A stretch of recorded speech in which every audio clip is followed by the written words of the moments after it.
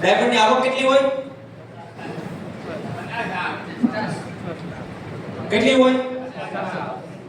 Average minimum 25 lakh ની ઉપર 70 લાખ પણ હોઈ શકે. મજા આવી જાય ને 25 લાખ ભાઈ ને 25 30 લાખ આવતા હોય તો કેનો મજા આવે? બોલતા કેમ નથી? હા બોલો ને તો. કારણ કે વાણી કર્મ છે, વિચાર કર્મ છે, શરીરથી કરેલું કાર્ય કર્મ છે અને દરેક કર્મને ફળ છે. ફળ ક્યારે વાંચ્યું હોતું નથી.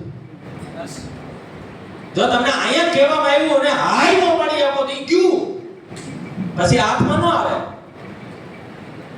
એટલે ઈ જે વાત કરતા હતા કે ભાઈ 2030 સુધીમાં જો આખી આરસીએમ ની અંદર નક્કી થઈ ગયું તો 500 થી વધારે ડાયમંડ બનાવવા. અને દિનેશભાઈ હમણાં ટેકનિકલના પ્રોગ્રામમાં બોલ્યા કે કંપની લેવલે 500 નો ટાર્ગેટ હોય તો કે આપણે તો 100 નો, આપણી ક્રાંતિવીર ટીમ આવડી મોટી છે, 100 ડાયમંડ નો બનાવી શકીએ. ઈ 100 ડાયમંડ ની અંદર 33% મારો ફાળો છે. આખી ક્રાંતિવીર ટીમ ની અંદર 33% નો ઊભો છું અને આજ સુધી હું ઊભો છું. મહાસંમેલન સુરત ની અંદર થયું મેં છોડ્યું નથી.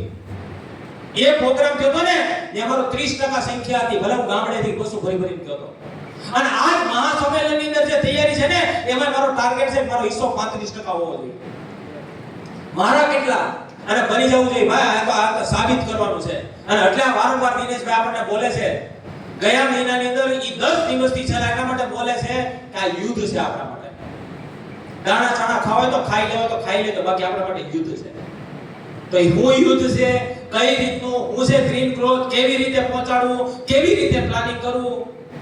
તો વધારે સમય ન લેતા આ જે વ્યક્તિનું આપણને સાનિધ્ય મળ્યું છે, જે વ્યક્તિ માઇન્ડ પાવર ટ્રેનર છે, વેલનેસ કોચ છે, ઇન્ડસ્ટ્રીયલિસ્ટ છે, જેની પોતાની સ્કૂલ હાલે છે કે જે નાના નાના બાળકોને અત્યારથી એજ્યુકેટ કરવામાં આવે છે ત્યારે મોટા થઈને હું બનવાનું છે. જે વ્યક્તિનું 18 વર્ષથી વ્રત હાલે છે, ત્યારે માવાની મીઠાઈ 18 વર્ષથી કે પેલી એની પ્રિય વસ્તુ ભજીયા મોઢામાં નથી નાખ્યા, મીઠાઈ ક્યારે મોઢામાં નથી નાખી. એવા સંકલ્પ સાથે જીવે છે કે મારો ક્રાંતિવીર ટીમના જેટલા પણ સાથીઓ છે ફિલ્ડમાં છે, એક સાથી સાથે જ્યાં સુધી જમી ન લે ત્યાં સુધી હું જમું નહીં. જે આજ 18 વર્ષથી દિવસમાં એક જ ટાઈમ જમે છે, બપોરે જમતા નથી.